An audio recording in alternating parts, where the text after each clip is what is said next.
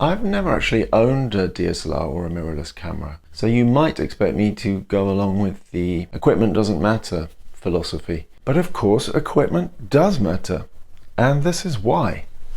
There's quite often those YouTubers who clearly own ridiculous amounts of equipment that are the ones insisting it doesn't matter, which leads us to ask the awkward question, why did they buy it then? I mean, if you really believe kit doesn't matter, go give your money to a homeless guy or something. Do something good for the world. But look, if you've ever been on a big budget film set, you will have seen trucks, and more trucks filled with equipment, and then 50 or more crew to move it around and set it up. And I doubt very much producers would spend literally millions of dollars and all that stuff if it didn't make any difference to their movie. Well, of course it makes a difference. And they're never going to shoot a blockbuster on a smartphone. No matter how advanced smartphone cameras get, it doesn't make sense to do that. For a start, the people paying $20 for a cinema ticket are doing so in part because they want the highest quality image and audio experience. Of course, they also want a moving story brought to life with great performances from the cast.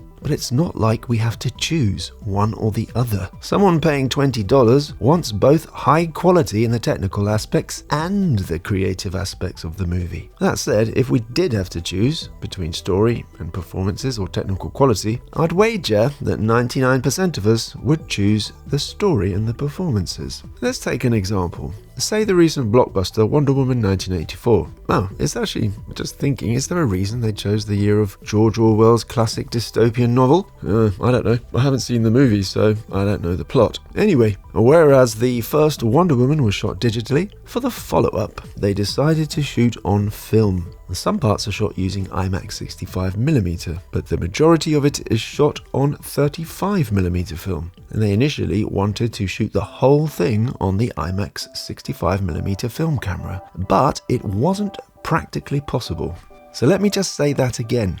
They had $200 million to spend, but still had to shoot most of it at a lower image quality for practical reasons. So you see, equipment does matter, and even people with more money to spend than I can even imagine have to compromise. Thing is, it's not just about money. That big 65mm IMAX camera is hard to use for moving shots, even with all that money to throw around. So the lesson here is that it's not that equipment doesn't matter. Rather, we have to balance many factors when choosing equipment, and image quality is just one of those factors. Even filmmakers with $200 million to spend need to make practical decisions, choosing a smaller film size and a smaller camera because the benefits outweigh the loss in quality. When choosing equipment for a video project, it's not just about the highest resolution or the widest dynamic range. Like the makers of Wonder Woman 1984, we also need to consider many different aspects. Not least among those factors is how much we can afford. What's the budget? When I had my film shown at a film festival in Germany, I met a filmmaker from New Zealand who had shot her first movie on a budget of about $1 million New Zealand dollars. It was shot on 35mm film.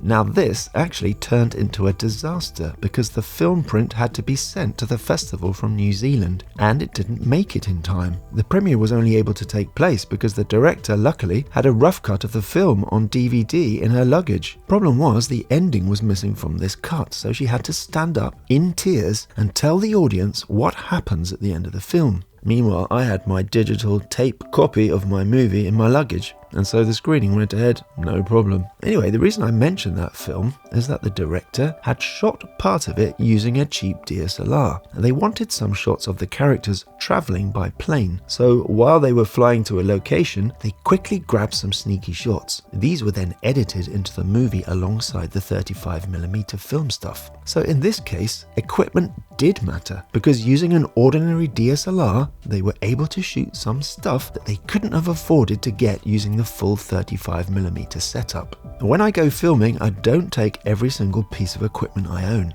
I think about what I want to film and choose equipment accordingly. Sometimes I film with nothing but the smartphone and the native app on auto. Sometimes I bring lenses, filters, gimbals, tripods, microphones, and so on. It depends what I'm filming. Any professional filmmaker planning a project will spend time working out what they want to shoot and therefore what equipment they will need to shoot it. If I'm out and about shooting a review for YouTube, I can't record sound using my nice high quality Sennheiser 416 boom mic. It's just not practical, so I'll use the inbuilt mic of my smartphone or some kind of small clip-on mic. Again, equipment does matter, but it's not as simple as choosing the best quality kit. Sometimes something less quality but lighter and more convenient will actually be a better choice. And literally every filmmaking project works like this, from our no-budget YouTube videos right up to $200 million blockbusters. So rather than lusting after better equipment, if you want to be truly professional, you need to start thinking this way. Think about it.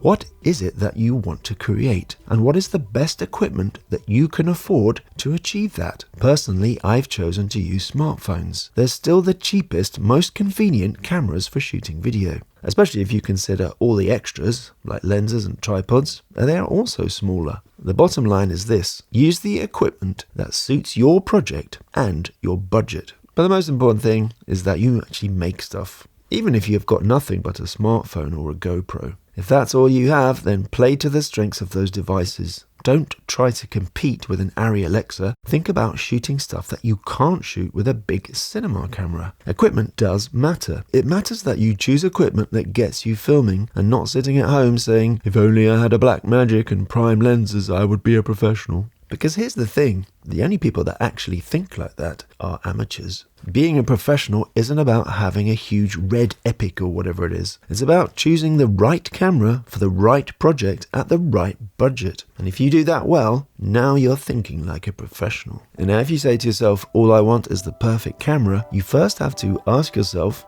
what, the perfect camera for what? Vlogging, short filmmaking, underwater cinematography, wedding videos, advertising, corporate videos, real estate. I mean, the list just goes on, doesn't it? And there isn't one camera or one setup that's perfect for all those situations. I mean, first, there's practical considerations such as how much can you afford to spend? Also, how encumbered can you afford to be by large amounts of equipment? And can you even afford the extra crew needed to carry and set up this extra kit? And how about getting it to the location? If you want to set up a jib arm, for example, is it legal? Is it safe? Do you have the time? Is it going to slow you down and ruin your shoot? And this might sound obvious, but I can't tell you the number of times I've been involved in low-budget film shoots where being over-ambitious with equipment has caused a filmmaking disaster. And we've had some crazy kit like tracks or a massive helium balloon light thing, and then it's taken so long to set up. We're like halfway through the day and we've only got one shot and everyone's panicking and going crazy and the whole project ends up going down the toilet. If you're filming in a situation where you have a time limit, make sure you know your kit inside out and don't show up on the day of a shoot and be like, oh, how does this work? So my tip is, if you're in doubt about any piece of kit, then maybe leave it behind, especially if it's something big and complicated and likely to slow you down. If you're filming on your own or just shooting some B-roll, surely you'll want to choose kit that is small, lightweight and quick to use, like this DJI OM4 gimbal. I mean, it has its limitations in terms of restricted movement for some shots, and also maximum payload. But it sure is easy to use and carry around. So that's why it's my favorite gimbal. I don't know if you do this, but sometimes I bring too much stuff and then I get annoyed because I can't find the thing that I want when I want it. You know that thought when you're packing the kit bag? I'll bring this and this and this, just in case I need it. And you know, what's the harm, right? Well, the harm is having to empty out your entire bag to find the one thing that you need when you need it. And that's really the whole message of this video. Expensive equipment can ruin your videos just as much as cheap equipment if it's wrong for your project. And that's why, my friends, equipment does indeed matter. Of course, I agree that you should just use the camera that you have and don't get hung up on equipment. I actually made a video about whether you should use a smartphone or a professional camera, so check that out if you haven't already seen it. So that's it for this video, and I hope you enjoyed it. See you in the next one.